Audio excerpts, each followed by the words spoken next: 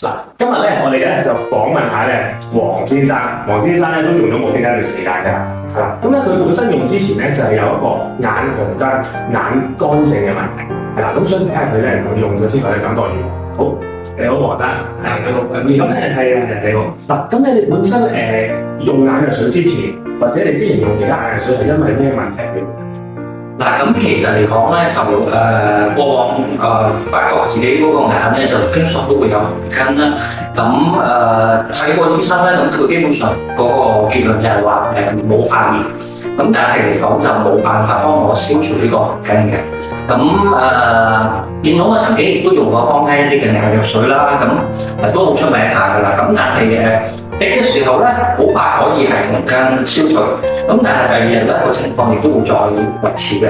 咁試過用1-2個禮拜嘅時間咧，咁其實就開始發覺個眼咧就好容易乾同埋澀，咁亦都傳媒有陣時有報道咧就話用眼藥水嗰個後遺症係好大嘅，咁所以我見其實個眼亦都唔係好特別痛嘅時候，咁我就停咗用呢隻眼藥水。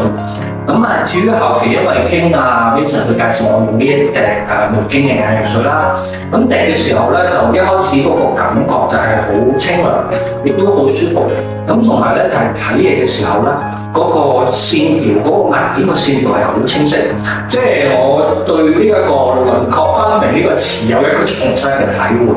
咁所以嚟講就變咗，亦都係堅持去用翻呢一個產品，即使即係我本身冇佢呢個產品針對嗰啲眼疾嘅問題啦，咁但係我亦都覺得係作為一個保險咧係相當好嘅。其實無經眼藥水咧本身咧都係有針對嗰個眼症嘅，呢個係佢一個主打嘅主旨嚟嘅，係啦。咁亦都想問翻咧，你之前乾眼呢個問題咧，有冇去過睇過一啲專業嘅醫生去處理？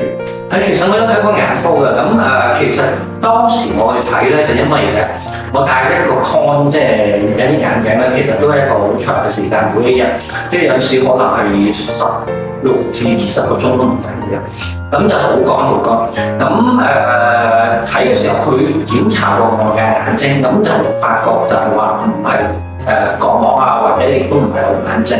咁只可以係提示我咧，就係話自己去多啲休息，同埋可能就係確保有一個充足水咁樣啦。咁我覺得就其實幫助唔大咯。咁所以嚟講就變咗頭先所講啦，即係自己試下喺坊間揾一啲嘅眼藥水去試啦。咁但係其實都係冇效果。咁其實亦都唔同嘅時候，咁我將呢件事其實真係睇咗好多年嘅。咁就直至就真係經過邊時認識咗呢個嘅眼藥水之後啦，咁就先至重新去睇翻呢個問題啦。咁我知道黃生咧都滴得好勤力嘅，咁所以咧佢咧有呢個效果咧，其實都真係值得我哋學嘅。好啊，咁多謝黃生先，多謝你，好。